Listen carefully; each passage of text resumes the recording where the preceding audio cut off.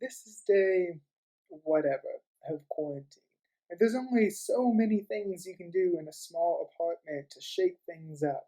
Laurel and I have gone through the moods of enjoying each other, to being annoyed with each other, back to enjoying each other again. For a little bit, the quarantine almost felt vacationy, but we are moving out of that vacation feel into a more monotonous feeling. When everything first started happening, I knew here that it would be a while before everything got back to normal, but no part of here believed it would be a while. Cognitively, I completely understood that this would not be a quick fix, but at the same time, I was like, nah, I'll be home for a week, but then it'll be back to normal.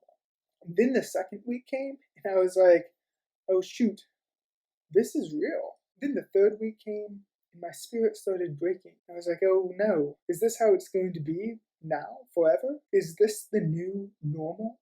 And the thought of isolation being the new normal is depressing.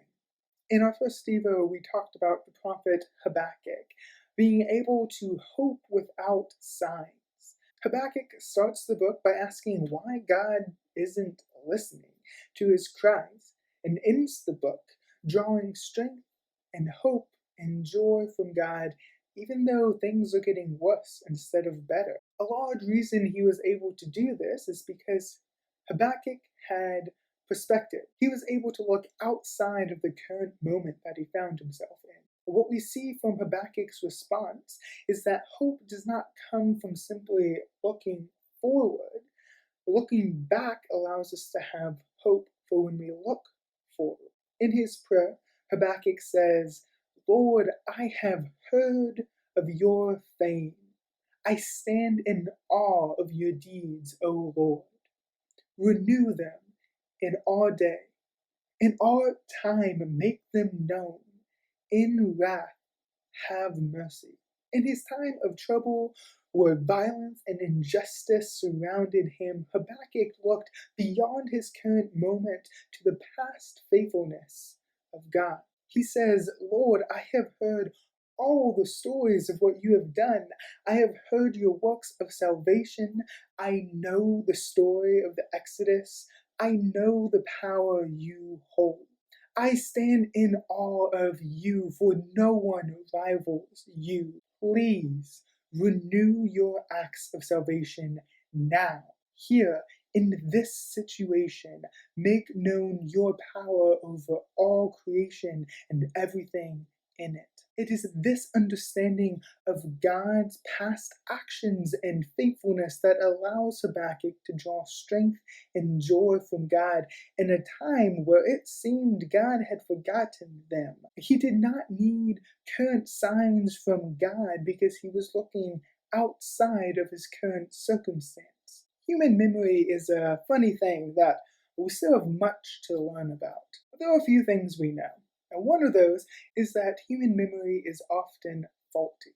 That's one of the reasons why eyewitness testimonies are not super credible. When events happen, we normally latch onto the big picture, but we lose track of the more specific details. Our minds fill them with what we think would be logical. But this combination of memory and imagination allows us to do something incredible. It lets us predict the future.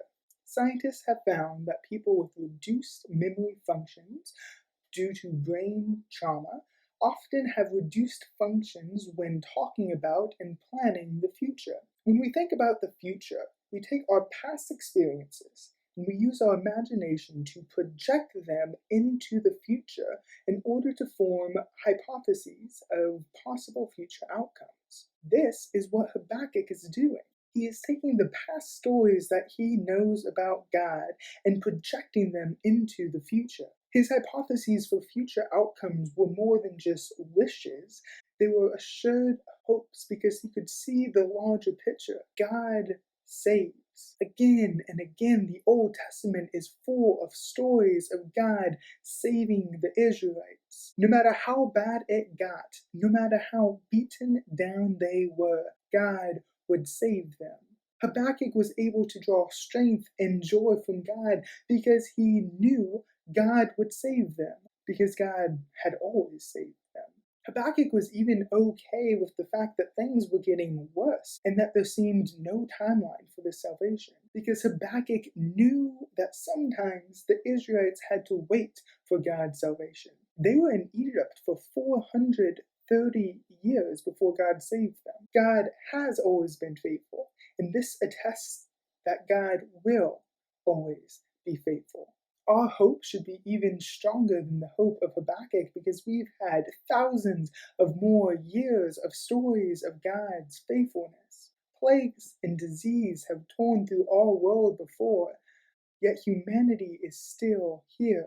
Evil and war and oppression have torn this world apart again and again, yet humanity is still here. In the last Siva, God's reign is forever, evil is not, we talked about how COVID-19 is unrighteous. It stands against the righteous ways and plans of God. Our memory of all that God has done tells us that 1, God saves, and that 2, God is against unrighteousness. If you have been following along with this devotional series, you have a prayer which mourns that there is something not right within the world, which cries out to God, "Where are you?" and which ends reaffirming your hope in God. You also have a phrase to repeat when fear and anxiety begin to overwhelm you. God's reign is eternal. Evil's is not. After this video, make a list of one way God has been faithful each year for the past 5 years. You are, of course, encouraged to do more. Let this list of all the ways that God has been faithful strengthen your hope that God will remain faithful to salvation and opposing unrighteousness.